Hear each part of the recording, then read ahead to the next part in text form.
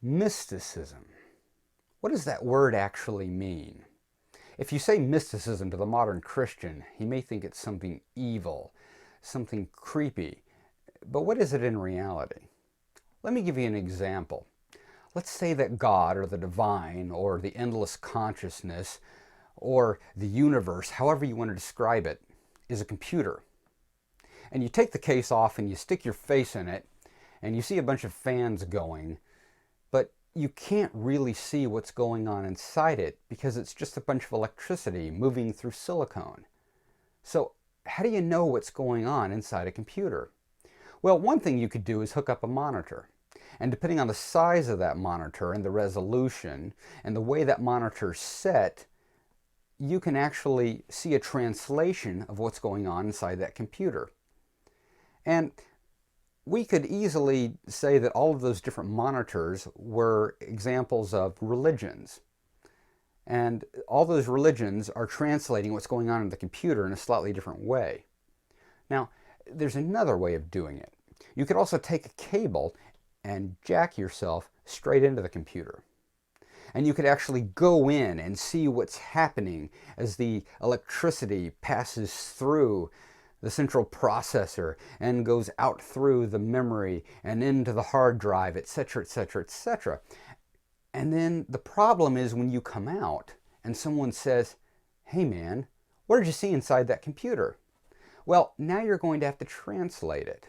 And depending on your culture and your own precepts and your own language, you're going to do your best to describe what's going on inside that computer. Well, guess what? What you write is going to wind up being what we now call holy books. See, the people who wrote the Bible were mystics.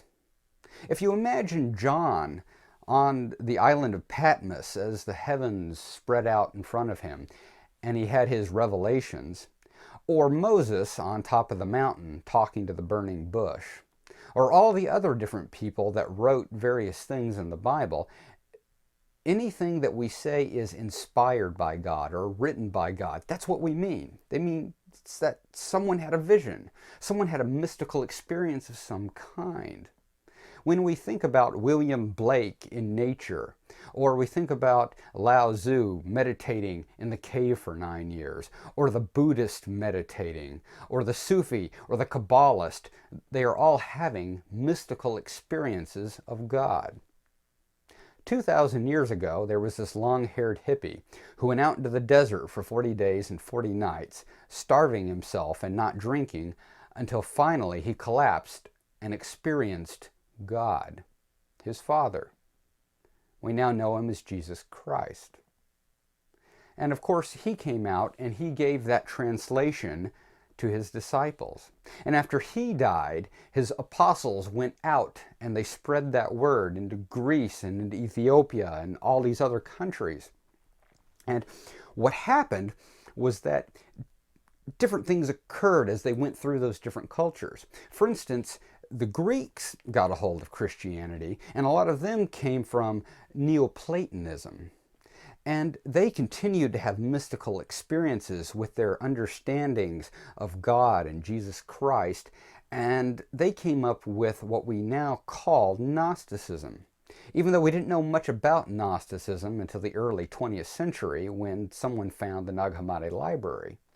And they took Christianity in their own direction. Of course, Christianity also reached the Romans. And I guess we could say that Roman Catholicism, which was really kind of shaped 500 years after the death of Christ, is what survived, is sort of what won. And so that is the version of Christianity that we now talk about. And here's the only problem there, is that we sort of forget how things started. Because people almost exclusively experience God through the scriptures instead of through mystical experience, they tend to forget how things began. And the only reason I bring all of this up is that that is the type of thing we need to remember when someone from another religion mentions mysticism and what it really means, and that in reality, everything, including modern Christianity, all began there. I'm the Urban Omnist.